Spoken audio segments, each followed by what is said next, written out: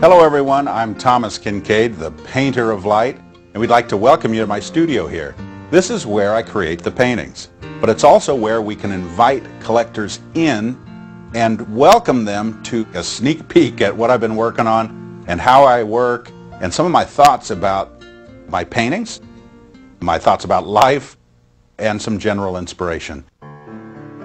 I first saw Mackinac Island in the autumn of 2004. In 2005, I had the chance to create my tribute to Mackinac Island. I was intrigued by the simplicity of Mackinac Island and the sense of nostalgia. After all, much of what I paint and create as an artist is based on my own inner fantasies of a simpler way of life. Because I had seen it during the autumn months, I wanted to capture that sense of fall foliage. I really enjoyed the color of the trees, and I tried to capture that and even enhance it a little as I worked on my painting. I put a lot of detail into my Mackinac Island painting. I wanted to have a very bustling sense of energy and excitement. Mackinac Island is a happy place, and I wanted my painting to be a happy painting. We see the beautiful historic church at the right of the composition, and I think the steeple as it points towards heaven is a reminder that God certainly has shed His grace on Mackinac Island. It is clearly one of the most beautiful spots in the entire United States. You see bicycle riders everywhere, so I had to put bicyclists in my painting. My family are all great bicycle riders. We enjoy riding our bikes to church on Sunday and taking recreational rides around our village.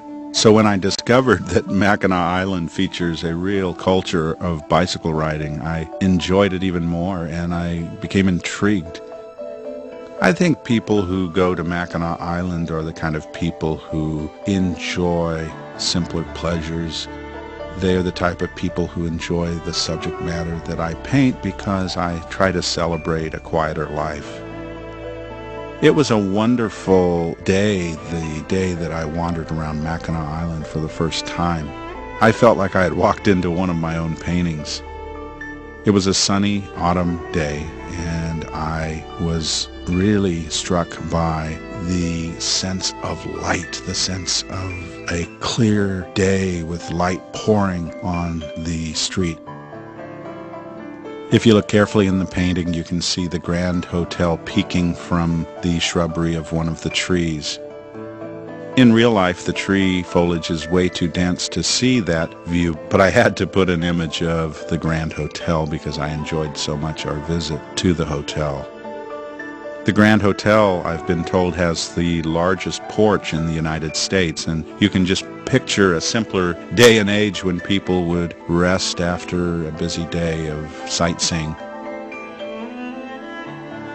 I enjoy horse-drawn carriages, and Mackinac Island has many carriages. In fact, that is probably the main mode of transportation. Mackinac does not allow automobiles or motorcycles, and as a result it's very quiet. The only sound you hear is the clomping of the horses' hooves as they ramble by pulling the various carriages. When you dim the lights on my painting Autumn on Mackinac Island, you really get a dramatic sense of color. I think autumn foliage gets even more dramatic as the light gets low. The reds get very fiery and the oranges and yellows seem to get more dramatic. I tried to put a diversity of people into the painting. There are people of different ethnic backgrounds, but also people in different life groups. I wanted to have parents, and I wanted to have couples. I wanted to have old people, young people. I felt a lot of love from the people of the island, and I wanted to create a painting that was very social, that had a lot of elements in it that suggested people giving love to one another. Greeting a neighbor or waving to a friend is something you see frequently on Mackinac Island. Because it is an island, I think the community knits together even a little more closely. There's no doubt in my mind that I will be back to Mackinac Island, and I hope I get the chance to see more of the beauty of the island and hopefully someday to record that beauty again on canvas. Really, to me, it's all about sharing a little inspiration, a little hope, a little joy with others. That's what I call sharing the light. God bless.